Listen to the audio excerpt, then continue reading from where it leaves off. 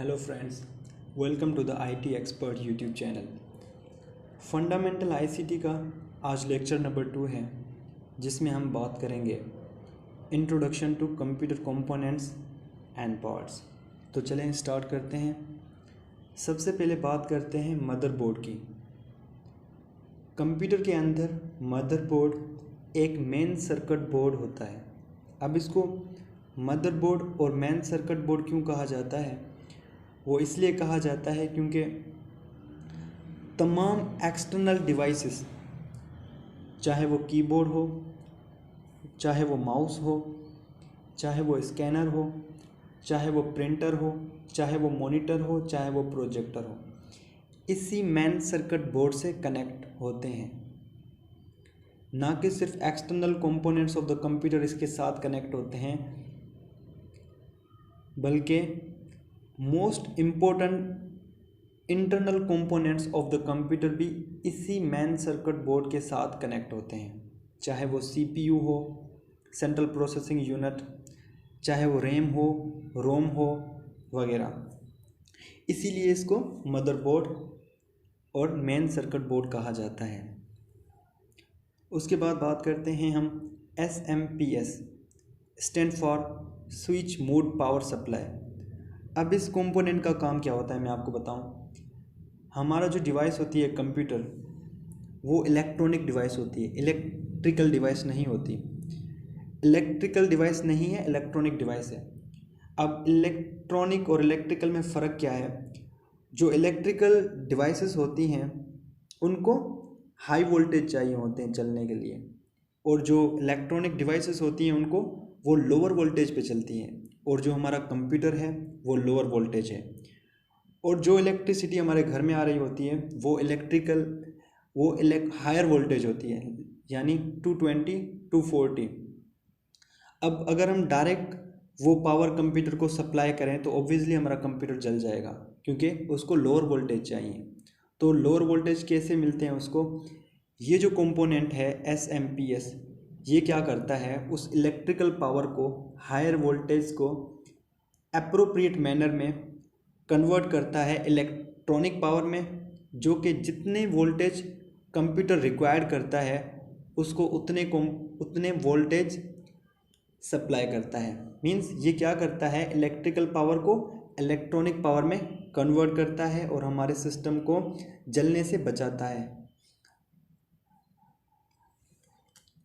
उसके बाद हम बात करते हैं कूलिंग फैन की। ऑब्वियसली जब हमारा कंप्यूटर चलता है उसके जो इंटरनल कंपोनेंट्स होते हैं वो हीट प्रोड्यूस करते हैं। CPU हो, मेमोरी रैम हो वगैरह, तो वो हीट प्रोड्यूस करते हैं। तो ये फ़ैन का काम क्या होता है? ये फ़ैन वो जो हीट होती है उसको बाहर मूव करता है और अब जो सिस्टम होता है उसको कूल रखता है, ठंडा रखता है। इसलिए इसको कहते हैं कूलिंग फ़ैन। उसके बाद हम बात करते हैं CPU की। तो CPU एक चिप होती है। CPU stand for central processing unit. अब जितनी भी प्रोसेसिंग होती है कंप्यूटर में वो इसी चिप के अंदर परफॉर्म होती है, और अरिथमेटिक लॉजिकल ऑपरेशंस जो होते हैं वो भी इसी चिप के अंदर परफॉर्म होते हैं, और इसी चिप को कहा जाता है mind of computer.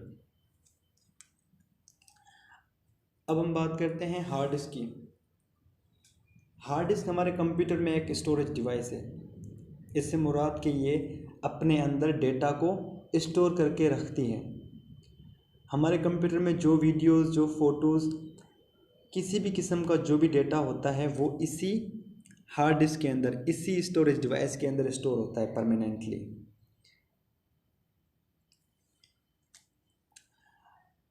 Optical drive. अब ऑप्टिकल ड्राइव क्या है?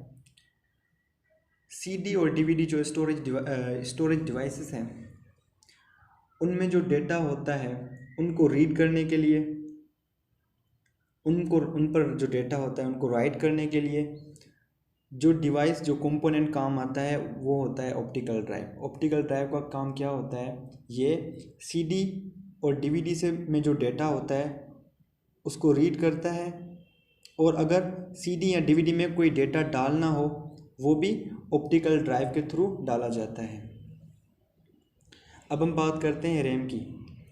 रैम रैम को मेन मेमोरी भी कहा जाता है।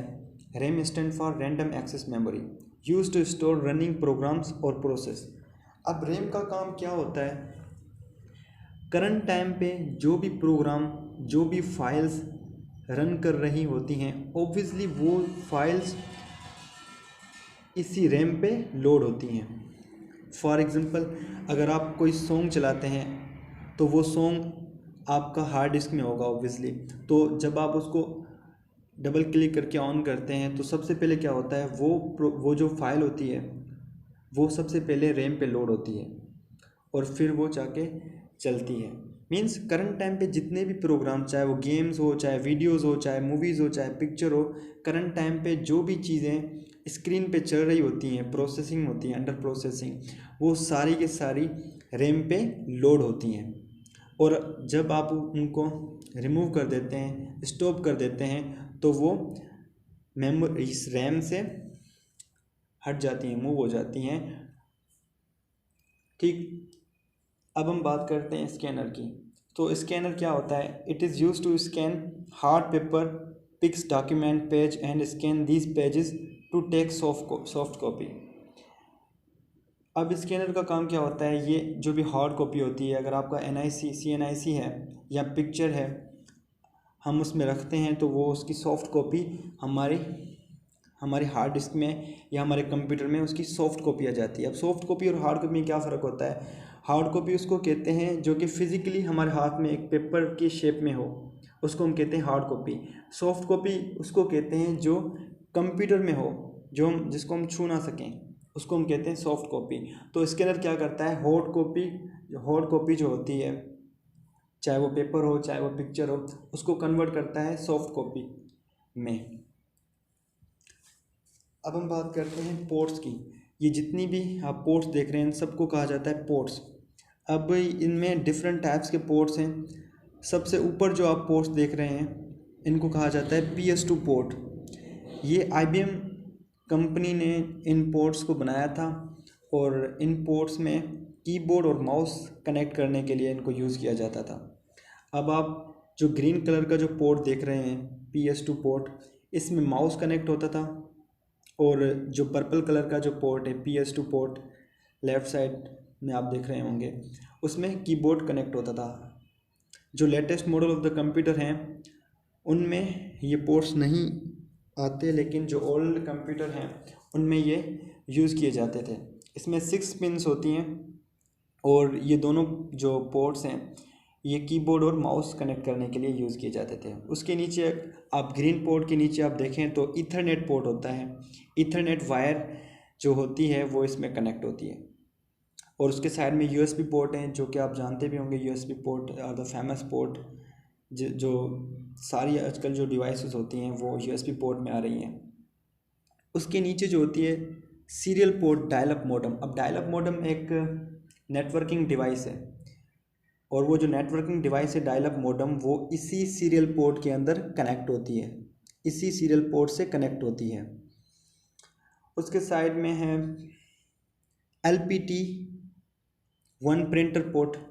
जो हमारा प्रिंटर होता है वो इसी पोर्ट के थ्रू कंप्यूटर से कनेक्ट होता है।